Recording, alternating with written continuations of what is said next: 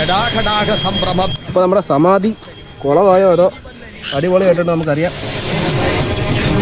അപ്പം കേസ് നമ്മൾ ഉണ്ടാക്കാൻ പോകുന്നത് നമ്മുടെ സമാധി ചിക്കനാണ്. അതായത് നമ്മുടെ ഒരു 4 വർഷം മുമ്പത്തെ നമ്മുടെ ബക്കറ്റ് ചിക്കൻ നമ്മൾ പേര് മാറ്റിയല്ല അപ്ഡേഷൻ ചെയ്ത് നമ്മൾ സമാധി ചിക്കനാക്കി നമ്മൾ ഒന്നുകൂടെ നമ്മൾ വീഡിയോ എടുക്കുകയാണ്. അപ്പോൾ നമുക്ക് അതെങ്ങനെ ഒന്നുകൂടെ നമുക്ക് കണ്ടിട്ട് വരാം എങ്ങനെയാന്ന്. ഓക്കെ, നമ്മുടെ പൊടികളെല്ലാം ചേർത്ത് ലേശം ഉപ്പും വെളിച്ചെണ്ണയും പിന്നെ കുറച്ച് നാരങ്ങയും കൂടെ ചേർത്ത് നമ്മുടെ മസാല റെഡിയാക്കി എടുക്കാം.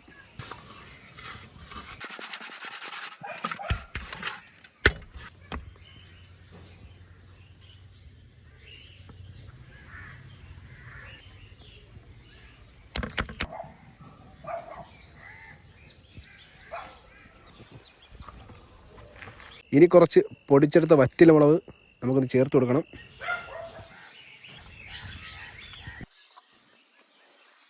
മസാല വരട്ടി വെച്ചിട്ടുണ്ട്. നമുക്കിനി കുറച്ച് നേരം റെസ്റ്റിന് നോക്കാം. ആരേട്ടാ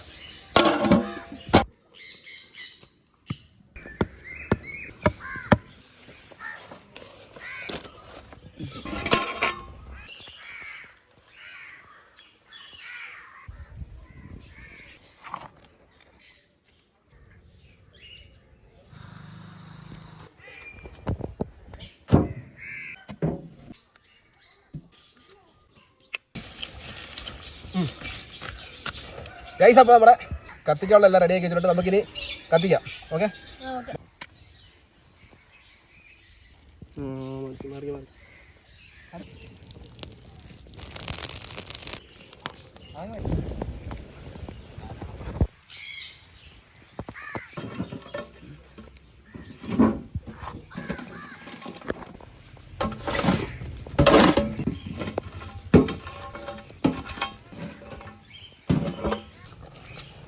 അപ്പം നമ്മൾ ഒരു 1/2 മണിക്കൂർ നല്ല രീതിയിൽ നമ്മൾ ഇത് കത്തിച്ചെടുത്തിട്ടുണ്ട്. ഇനി നമുക്ക് നമ്മുടെ സമാധി എങ്ങനെ ഉണ്ടെന്ന് നോക്കാം.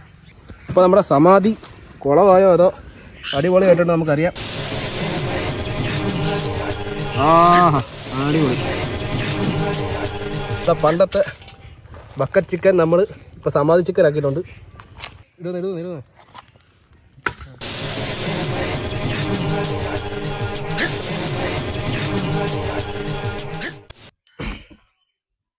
കുറച്ച് നാരങ്ങ എടുത്ത് കുളിക്കാം. അപ്പോൾ വലിച്ചങ്ങോട്ട് നോക്കിട്ട് സംഭവം അടിപൊളി. നോക്കടാ നേരെ.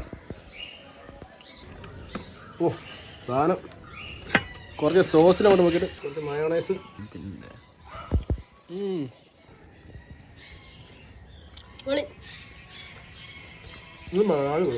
പാകമൊക്കെ കണ്ടോ, നല്ല രീതിക്ക് ആ ഒരു മസാലയുടെ സംഭവം. നമ്മളെ ചിക്കൻ സമാധി അടിപൊളി. നമുക്കപ്പോൾ ഇനി ഇതോടെ വീഡിയോ ആയിട്ട് പിന്നെ കാണാം. ഇല്ലടാ, ബൈ ബൈ.